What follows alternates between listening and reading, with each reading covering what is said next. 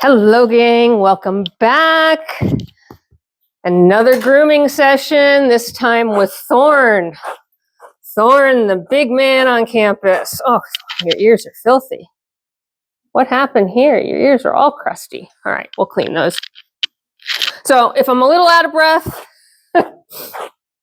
or if I'm a little sniffly slash sneezy, it's because I just spent 20 minutes. 20 minutes drilling and dremeling, I shouldn't say drilling, grinding his hooves. It was a job. I told you guys when I got him, his hooves were not in the best of shape. He joined this herd in September as an adult male, and you guys know he was shaved down, pretty funny looking, pretty goofy. But one of the things that comes from just being a part of a large herd, where there's, you seriously can't put the time and energy into every animal that I do as a single human being. It's just not possible when you have a herd of, let's call it 60, 70 goats, which is quite normal in the goat world. So unless you got commercial equipment or you have staff, you're not doing this level of grooming on a regular basis for every goat. So his hooves were kind of out of shape. Pretty bad, actually. And again, it was not unexpected. It's certainly not show-stopping. It's like having your nails be too long, right? Or actually that's exactly what it's like. It's like having your nails too long. It might be a pain in the rear end. It might change the way you hold a pen or you go about your day-to-day activities, but it's not painful. It doesn't hurt. It's just not ideal, right? So when I got him in September, we started working on his hooves to get them back into shape. And certainly I had made progress, but I had not gotten them to the point that I wanted them to be, which is a bit more of a natural looking hoof with the appropriate shape. It's probably never going to have the perfect appropriate shape. I mean, that's just, years of being out of shape. It's not going to go back to the perfect natural shape that a baby goat has, but we're going to try and get them close, right? And I was making pretty good progress. Unfortunately, this pause in grooming because of the weather has left me 3 weeks behind on his routine maintenance, and that put us about a step back.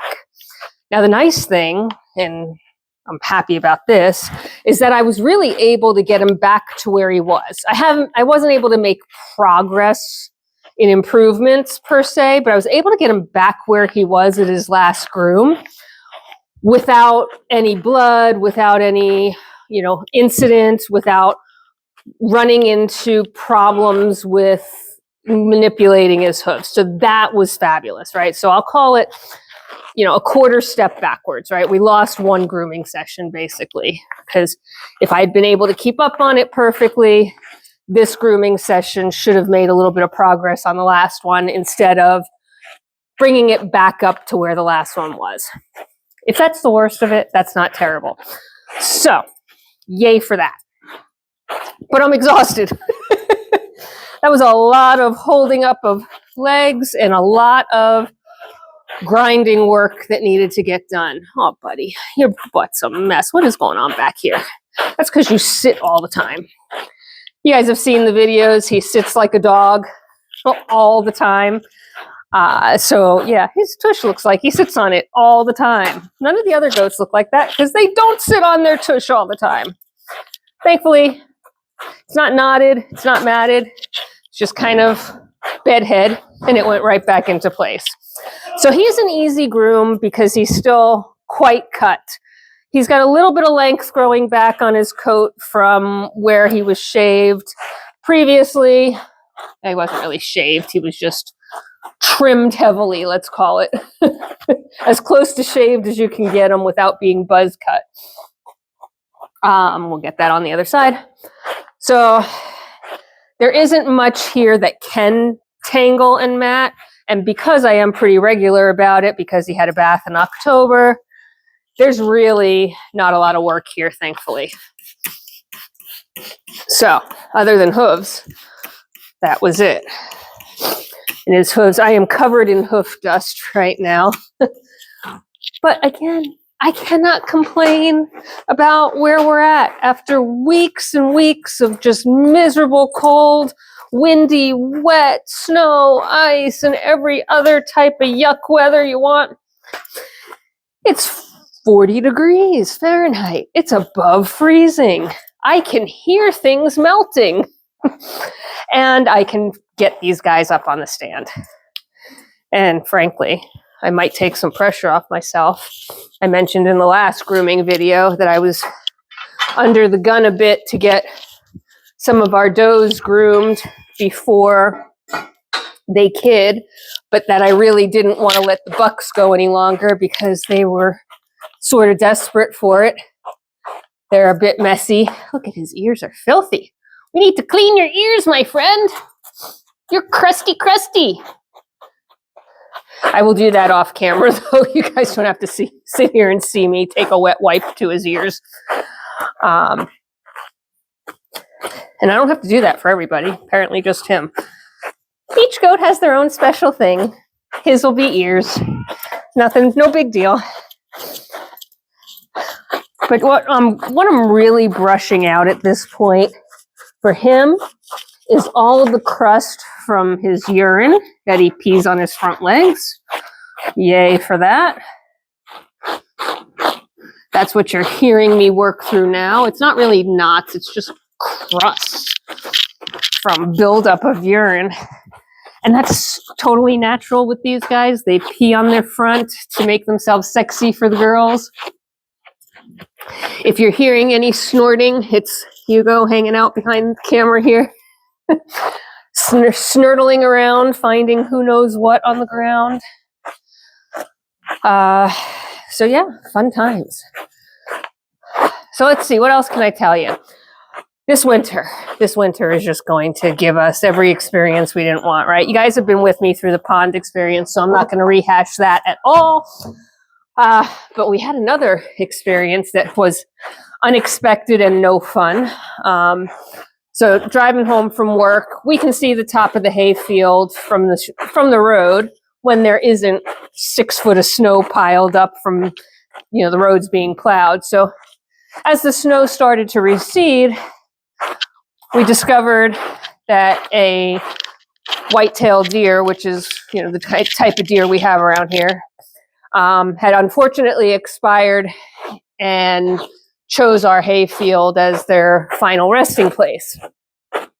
Now, we had to go check it out because we wanted to make sure that it hadn't been illegally hunted. It was likely hit by a car, and that's where it managed to get to. I mean, that we'll never know, right? I'm not going to sit there and do a forensic analysis. We're just looking to make sure there's no bullet holes, there's no obvious arrows or anything sticking out of it that would indicate foul play. Because we don't tolerate foul play on our property. Not much we can do about a hit and run, which is likely what it was. And thankfully, it's not baby season, so at least she wasn't leaving a baby behind. So, snow was far too deep and far too crusty, icy to really do anything about it, right?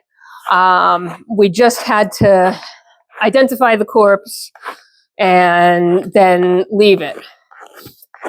Well, bless the vultures, because after about a week, there's nothing left.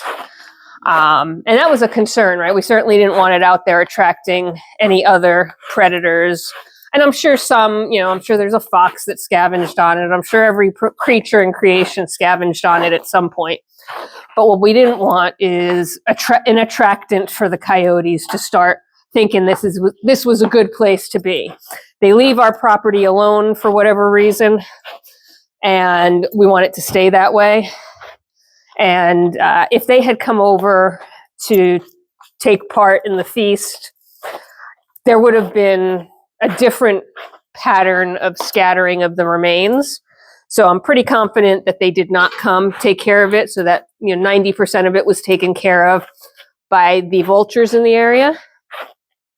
And I've talked to you guys about the vultures before. They're welcome here as long as they don't roost on the house or the barn. And I use them as an indicator if there's anything wrong in the pastures or the woods or the hay field. So, they certainly did their job, and I appreciate that they're there. Other things that have happened, I put bird feeders out for the wild birds. I've talked about that in several videos. I've gone through, 40 pounds of black oil sunflower seed, 10 pounds of thistle seed, and 10 suet cakes in just these last 3 weeks of miserable weather, which is way more than I would normally go through at this time of the year. But I had not seen a single starling at my feeder. Now, some of the folks locally who saw the video actually wanted to know how I was keeping the starlings away. Starlings are invasive to this area, and they come in droves, and they can pretty much decimate an entire area. Oh, Bud, you got your face all messed up here. We got some work to do.